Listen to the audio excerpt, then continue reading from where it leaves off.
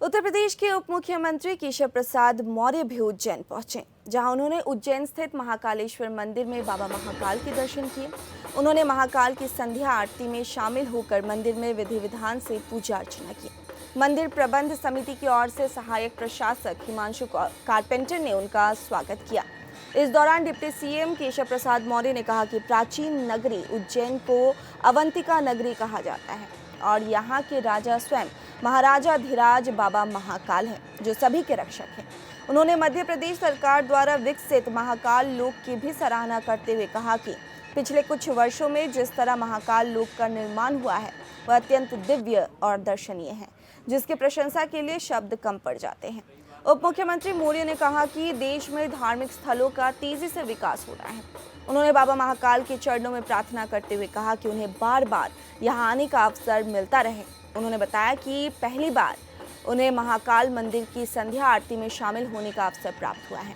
आज का दिन मेरे लिए बहुत बड़ा है। भगवान श्री महाकाल के लोक प्राचीनतम नगरी उज्जैन, जिसे अवंतिका के रूप में जाना जाता है, यहाँ के महाराजा धीराज महाकाल भगवान स्वामी हैं, सबके रक्षक हैं, सबके संरक्षक हैं।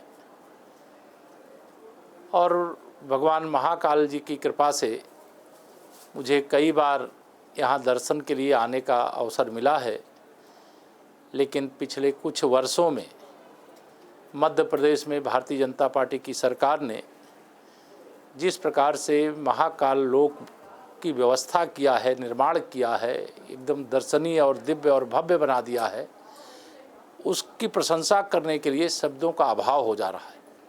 वर्तमान समय में मैं उत्तर प्रदेश की बात करूं तो अयोध्या में श्री रामलला की जन्मभूमि पर भव्य मंदिर का निर्माण हो चुका है। काशी में बाबा विश्वनाथ जी का दिव्य धाम बनकर के तैयार हो चुका है। मथुरा वृंदावन का चतुर्दिक विकास हो रहा है। संसार की स्वामिनी के रूप में माँ विंध्याचल में माँ विंध्यवासिनी जी विराजमान है, वहाँ भी कॉरिडोर का निर्माण हुआ है।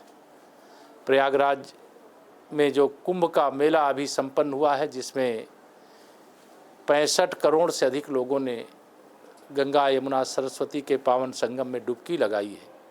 और यह भूमि भी जहाँ सिंहस्थ कुंभ का आयोजन होता है, मैं यहाँ पर भी आने का जो सौभाग्य मिला है। आज मैं सपत्नी के साथ आया हूँ, अपने छोटे पुत्र के साथ आया हूँ और अपने साथियों के साथ आया हूँ। बहुत दिव्य और भव्य व्यवस्था है।